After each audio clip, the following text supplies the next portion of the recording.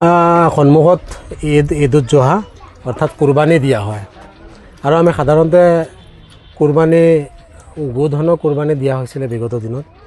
কিন্তু আমি শেহতীয়াকৈ আমি অসমৰ পৰিৱেশ পৰিস্থিতি আৰু বিশেষকৈ জিলা প্ৰশাসনৰ লগত আমাৰ কিছু আলোচনা সভা জিলা প্ৰশাসনৰ উদ্যোগত সভা আয়োজন কৰা হৈছে। আমচুসহ বিভিন্ন দল সংগঠন, ঈদগাহ কমিটি, মছজিদ কমিটি আদিকে লৈ সভাৰ আয়োজন কৰা হৈছে। সেই সভাত আমি বিভিন্ন দিশত আলোচনা কৰিছোঁ আৰু আমি এটা কথাত উপনীত হৈছোঁ, সিদ্ধান্তত উপনীত হৈছোঁ, কেটল প্ৰিজাৰ্ভেশ্যন এক্ট যিটো আছে সেই এক্ট মতে আমি এইবাৰৰ কুৰবানীটো দিম।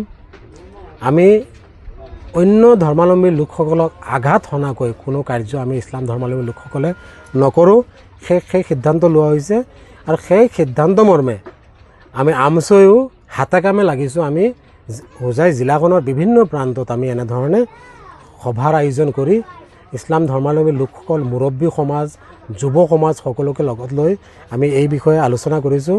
আমি গৰুৰ পৰিৱৰ্তে আমি খাচী বা অন্যান্য জন্তু আছে, সেই জন্তুসমূহ যদি আমি কুৰবানী দিওঁ তেন্তে আমি অন্যান্য ধৰ্মাৱলম্বীৰ ভাইসকলৰ ধৰ্মীয় অনুভূতিত আঘাত নাহানে।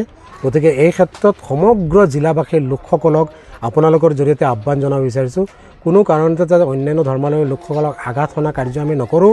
আমাৰ ধৰ্মইও সেই কথা শিকোৱা নাই যে অন্য ধৰ্মৰ লোকসকলক আঘাত আনি আমি আমাৰ ধৰ্মীয় নিয়ম পালন কৰিম। ঈদৰ নমাজৰ সময়তো অধিক লোক হ'লে আমি লাগিলে ডাবল শিফ্টত নামাজৰ ব্যৱস্থা কৰিবলৈ আমি চেষ্টা কৰিম। আমি ৰাস্তা বন্ধ কৰি পেলাই নামাজ যাতে নহয় তাৰ প্ৰতিও সকলোৱে লক্ষ্য ৰাখিবলৈ আহ্বান জনাই পুনৰবাৰ যাতে এই কেটল প্ৰিজাৰ্ভেশ্যন এক্ট মানি চলে আৰু জিলা প্ৰশাসনেও মাথো ঈদৰ সময়ত নহয়, গোটেই বছৰটো যাতে এই এক্টটো মানি যাতে এই ধৰণে গো হত্যাৰ জৰিয়তে অন্য ধৰ্মাৱলম্বী লোকসকলৰ যাতে হাৰাশাস্তি নহয় তাৰ প্ৰতি লক্ষ্য ৰাখি এই নিয়মটো যাতে সকলোৱে পালন কৰে, বেচোতাসকলেও পালন কৰে, কিনোতাসকলেও পালন কৰে।